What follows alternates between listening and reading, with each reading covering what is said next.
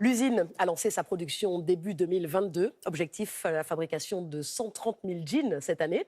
Des jeans confectionnés en France. Et le projet est ambitieux car le produit est vendu 20% plus cher qu'un autre, importé. À l'heure des délocalisations massives, comment relever un tel défi?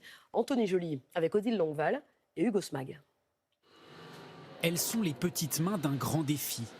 Pour les 24 salariés de cette usine de Neuville-en-Ferrin dans le Nord, c'est le jour J. Le lancement de la production d'un tout nouveau produit. Un jean vendu 60 € et français. Il est entièrement confectionné sur le site. Nous, on reçoit des rouleaux de tissu, on va faire la coupe chez nous. Ensuite, on va faire toutes les opérations d'assemblage, de confection. Également le délavage. Et ensuite, tout ce qu'on appelle finition, pose des étiquettes, pliage, emballage et on livre aux clients. Une partie de la production est faite manuellement, l'autre avec des machines dernière génération. Je prends mes repères pour démarrer la coupe. Donc on va indiquer à la machine simplement où le tissu est placé pour qu'elle sache dans quel cadre elle va couper en fait. Grâce à ces robots, l'usine espère tourner à un rythme industriel, 410 000 jeans par an d'ici 2024.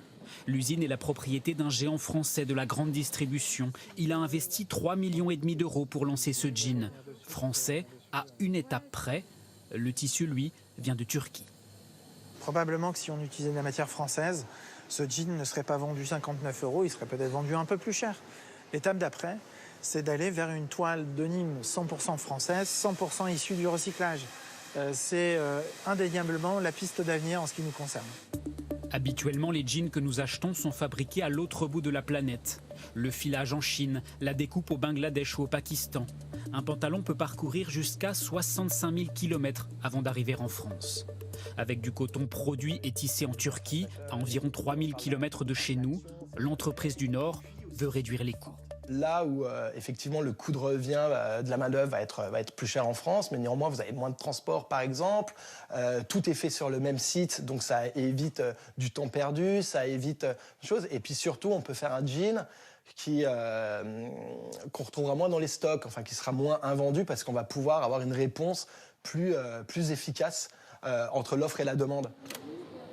Malgré ces économies, l'usine produira à perte dans un premier temps. Elle espère être rentable d'ici 2 ans. D'autres entreprises françaises, plus artisanales, se sont lancées ces dernières années avec succès dans la production de jeans, peut-être les précurseurs d'une réindustrialisation textile dans le pays.